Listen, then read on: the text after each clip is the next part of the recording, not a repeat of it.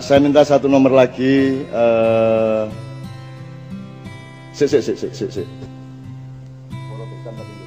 Oke, yang bikin judul ini siapa, Mas? Siapa yang menciptakan judul ini? Soalnya aku seneng banget. Bersama-sama Madura kan? Anda orang Madura bukan? Oh, Bengkulu kok bersama-sama. Kok orang Madura?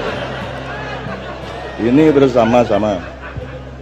Orang Madura itu pokoknya salah tingkah kalau sudah ada dua kata sama, Mas. Turunto jadi runto jadi turunto gitu. Aku takon di Madura, saya naik kendaraan terus berhenti, ada ibu-ibu nyunggi makanan gitu. Terus aku takon, Bu, guluk-guluk di mana, Bu?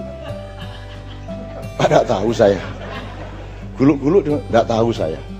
Begitu, ya nggih Bu, terima kasih. Terus begitu dia jalan 5 langkah balik, lu gulu.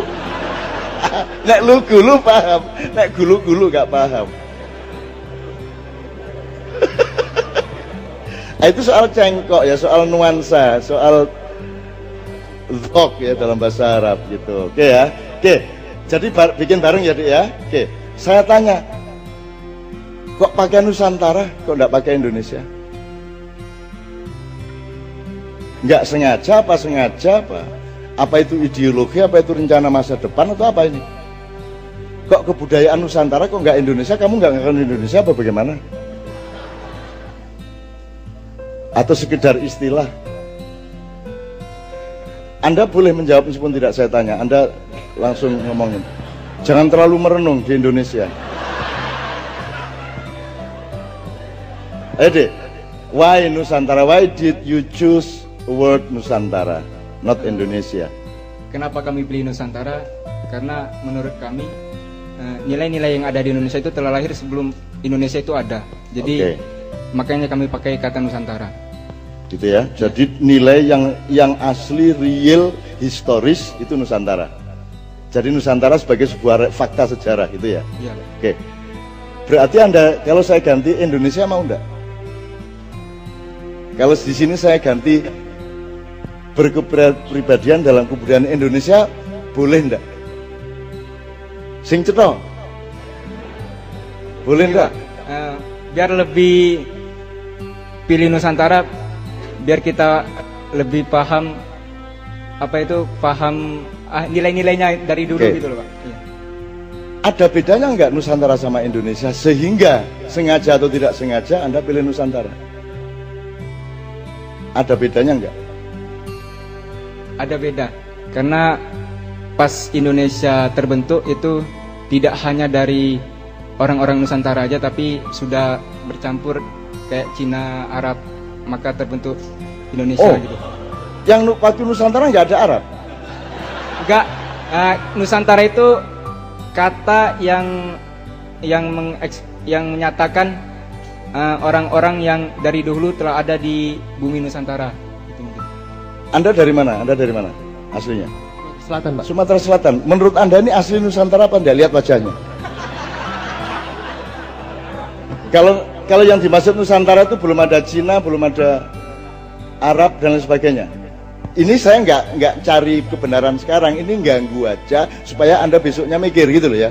Nah, kalau Palembang itu mesti ada hubungannya sama Putri Campa loh, Raden Pataja, blasteran Jawa Cina kok. Lah kalau lihat wajahnya masuk gini Jawa.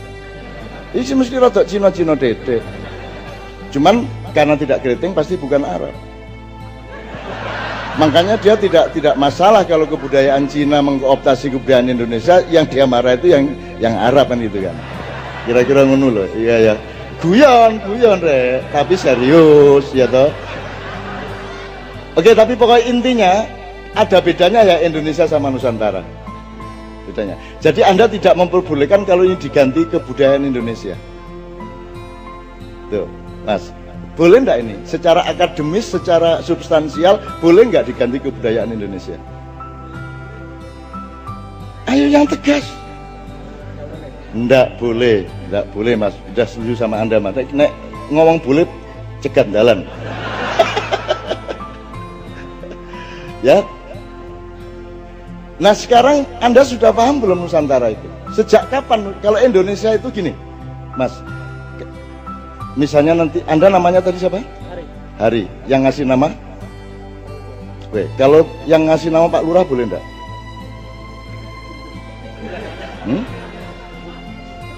Yang punya hak ngasih nama Anda siapa? Punya hak. Si toh mikrofonnya kita dol ini caranya. Oke. Yang Anda namanya Hari. Iya. Oke. Yang ngasih nama Anda Bapak. Sebenarnya siapa yang punya hak? Urut-urutannya Bapak Ibu. Tapi kalau Bapak Ibu minta Pak Lurah boleh juga. Tapi kan tetap harus ditandatangani oleh Bapak Ibu. Jadi sebenarnya hak otoritas primer untuk ngasih nama adalah pada orang tua. Ya. Benar. Sekarang saya tanya, siapa yang ngasih nama Indonesia? Sopoy, mbahmu, bapakmu, tatonggomu, Ya. siapa?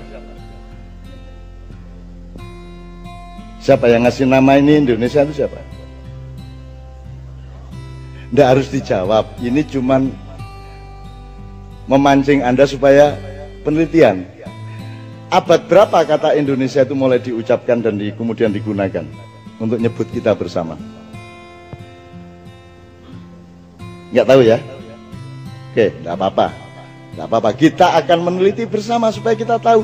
Loh, kita ini dipanggil dengan kata Indonesia. Tapi kita tidak pernah marah. Ini yang ngasih nama saya ini Pak Lurah apa bapak saya? Kan tidak jelas sampai sekarang.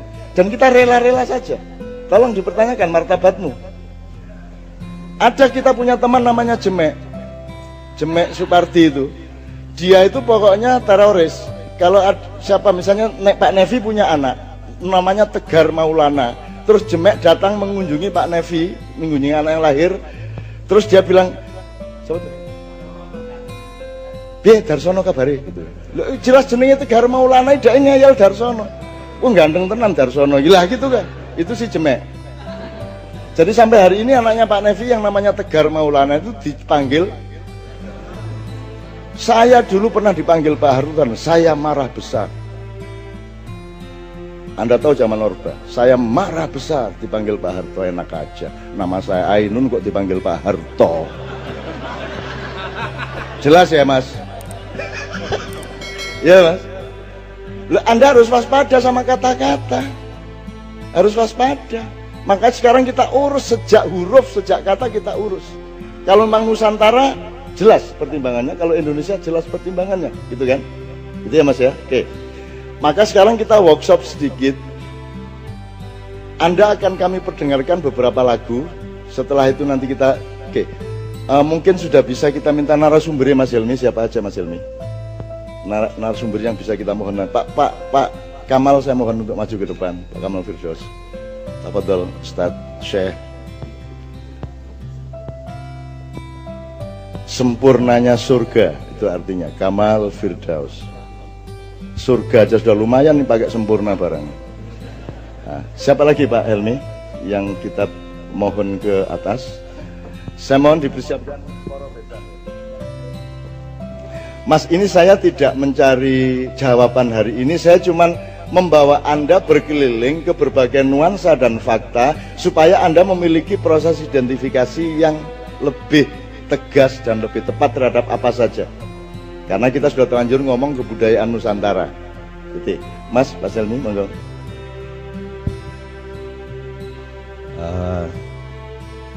Narasumber yang akan bersama kita pada malam hari ini yaitu Bapak Dr. Insinyur Harsoyo, MS. Beliau Rektor Universitas Islam Indonesia. Apakah beliau hadir? Rawuh. Tidak ya? Tidak hadir sehingga insya Allah pemikirannya yang akan meresonansi ke kita insya Allah. Manusia yang tingkatnya tinggi itu tidak harus datang secara fisik. Dia bisa menghembuskan nafasnya dan auranya. Tenang aja, tidak ada masalah. Jadi tidak boleh ada pertimbangan-pertimbangan yang negatif. Semua positif. Nah, aku KB positif, tenang aja. Gitu ya. Jadi mudah-mudahan keikhlasan beliau dan restu beliau itu meresonansi ke sini sehingga membuat kita semakin oleh Allah diberi hidayah. Oke. Terus yang kedua, yang terhormat Bapak Dr. Ainur Rohim Fakih Sarjana Hukum, beliau Dekan Fakultas Hukum UII, sudah hadir bersama kita sejak awal. Kemudian yang ketiga Bapak Profesor Jawahir Tantowi, SHPHD. Apakah beliau hadir? Nyun sewu, kalau beliau hadir kita mohon dengan sangat untuk naik ke panggung. Oh, ada pengajian di rumah. Apalagi pengajian sangat bagus, jadi jangan sampai datang ke sini. Karena pengajian itu lebih dipastikan lebih indah dan lebih bagus, lebih positif daripada Sarasean, apalagi ada tokoh Madura di tengah-tengah panggungnya, itu unsur negatifnya bisa cukup tinggi gitu. Oke, berikutnya yang terhormat Bapak Dr. Abdul Jamil, Sarjana Hukum MH. Beliau rawuh juga. Mohon dengan sangat, tolonglah kami semua ini dengan informasi-informasi dan wacana-wacana yang sedang kita cari, kita rintis. Oke. Ya. Yang berikutnya juga sudah hadir, yaitu Bapak Kiai Haji Muzamil Al-Madurawi. Berikutnya Saudara Hari Setia Nugraha, Ketua Umum LEM FHUII. Silakan Mas. Mas Hari, sini Mas Hari. Kemudian, jangan campur sesama yang muda di sini. Enggak apa-apa. Sana Mas, biar. Oh ya wes, sungkan deh, ya wes. Kemudian Saudara Hari Jasuri, Ketua DPM FHUII. Ada? Oh ini, kok namanya beda? Hari. Oh iya. Oke, berikutnya Saudara Ali Sotik Zulfianto, Ketua OC Sarasean Budaya pada malam hari ini. Sudah sedang kamar kecil sebentar ya. Oh iya. Kemudian yang terakhir Saudara Harprianto Hadi, Ketua SC Sarasean pada malam hari. Ada Mbak? Oh iya, silakan. Ya. Silakan Mas. Oke. Sambun ya. Oke Bapak sekalian, saya mohon dengan sangat kita mempelajari bareng-bareng. Kita harus punya keputusan yang tegas mengenai Indonesia dan Nusantara. Indonesia juga monggo, Nusantara juga monggo, asalkan jelas proporsinya, konteksnya, muatannya dan seterusnya. Itu. Termasuk nanti kalau punya waktu kita akan cari yang disebut karakter atau kepribadian itu unsurnya apa saja. Ya. Supaya karena karakter ini sejak ada Dignas ngomong berbasis karakter, itu yang dimaksud sebenarnya adalah moral tok gitu, bukan kekesatriaan, bukan, jadi yang dimaksud itu moral. Oke. Nah sekarang sebelum saya minta poro besan dan beberapa lagu berikutnya nanti akan saya sebut, Mas beliau tadi ini jabatannya apa? Ketua SC Sarasean Budaya pada malam hari ini ya? Steering Committee. Saya mohon mikrofonnya dikasih beliau. Yang Steering Committee. Enggak sampean maksudnya. Iya. Ketua OC ya. Oke. Tadi kan Anda pidato, waktu awal Anda membaca kalimat-kalimat Arab yang membuat dia agak gimana gitu.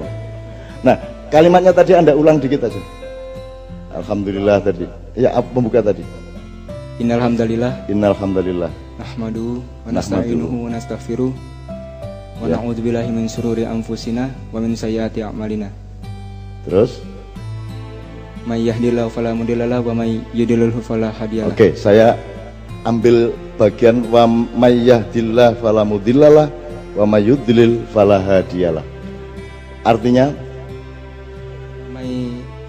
dan barang siapa telah diberi petunjuk oleh Allah,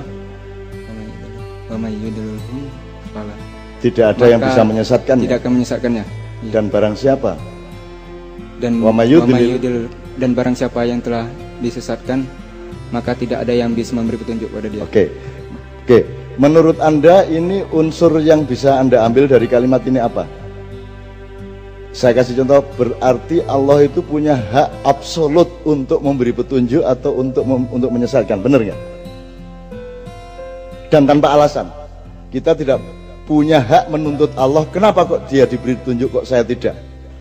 Kenapa kok dia disesatkan saya tidak? Tidak ada hak pada kita.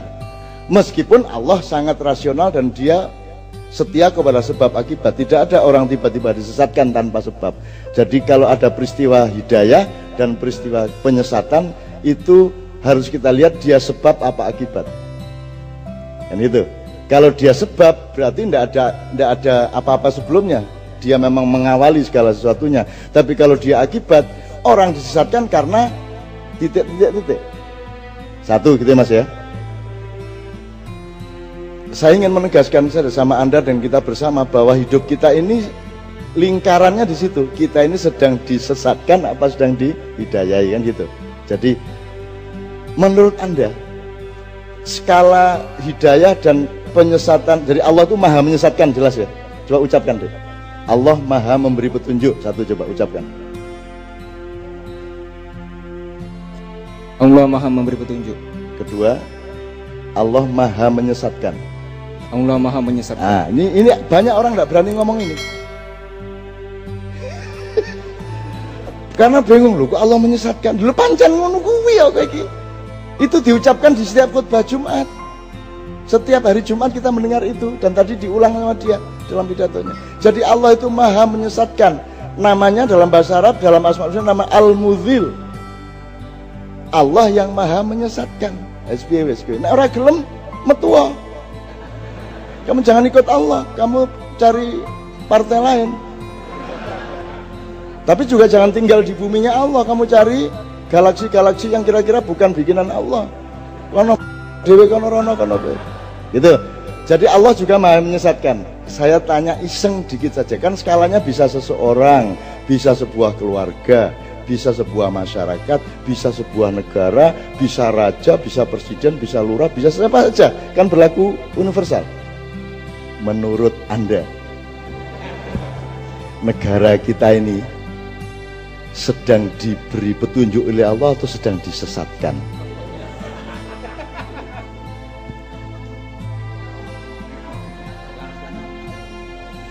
Disesatkan.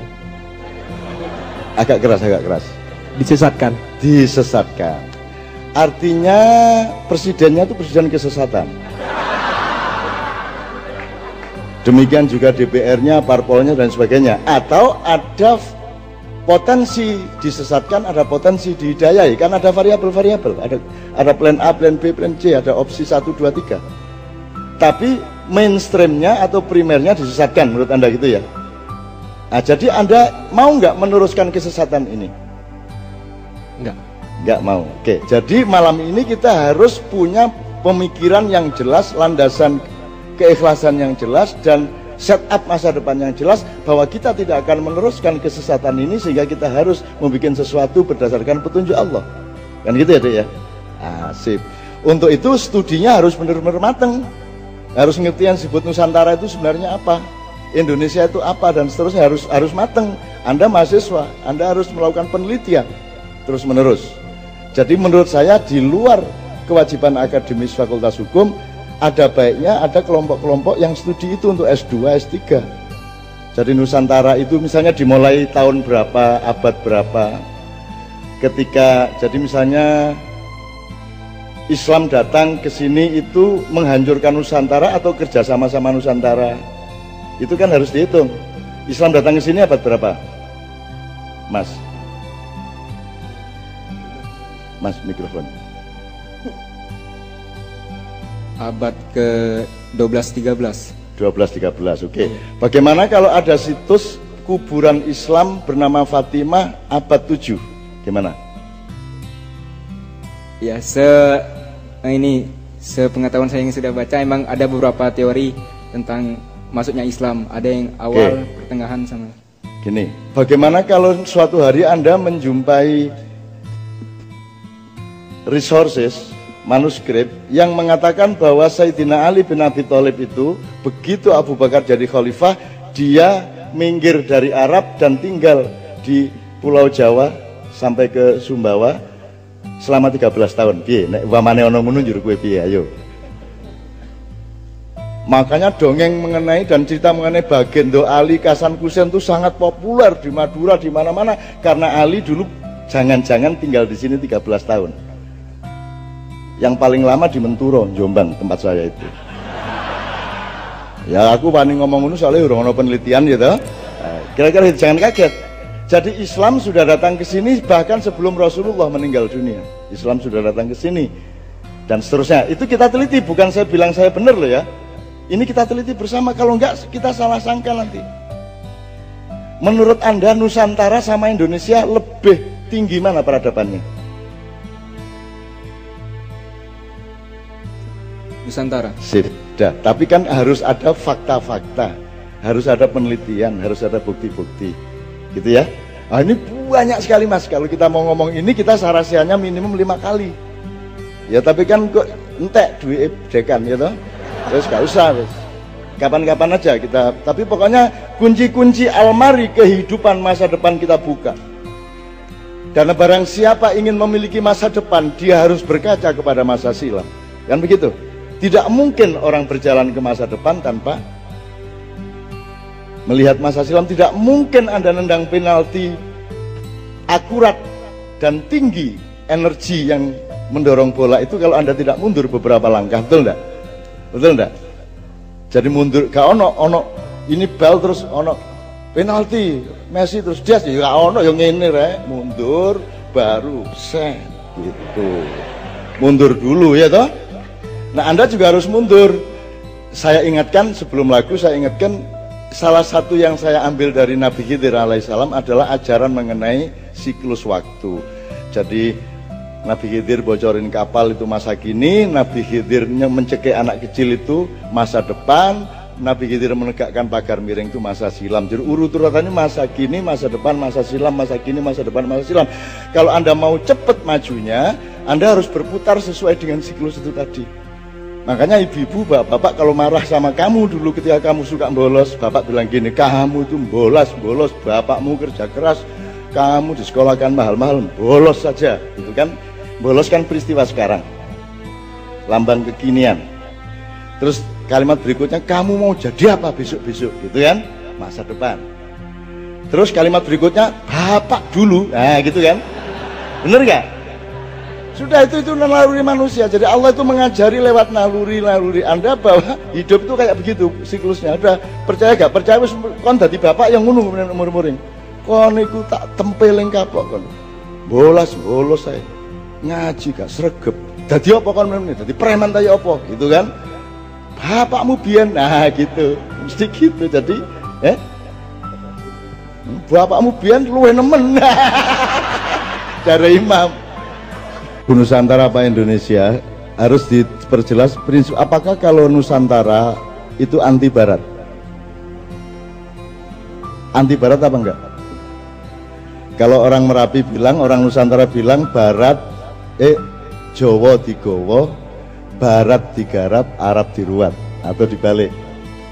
Barat diruat, Arab digarap. Artinya Nusantara tidak menolak siapapun, rahmatan lil alamin. Dia menampung siapa saja, tetapi tidak lantas kita menjadi orang Barat, tidak lantas kita menjadi orang Arab, kan begitu. Tapi Arab adalah bagian dari silaturahmi internasional kita. Itu Nusantara. Artinya, kalaupun membawakan Give Me One Reason, aku takon, apakah di Amerika, di Eropa ada orang membawakan Give Me One Reason nganggo gamelan? Dan nyanyi duduk gitu, terus silo kayak gini gitu. Larang toh, jadi ini tetap lagu manapun dari seluruh dunia kita nusantarakan, gitu maksudnya ya. Oke, sekarang saya mohon dengan sangat gini. Kemarin si Sultan tiba-tiba ngomong Sabdo Tomo ya. Anda tidak saya kasih tahu apa latar belakangnya. Nanti kapan-kapan kalau sudah agak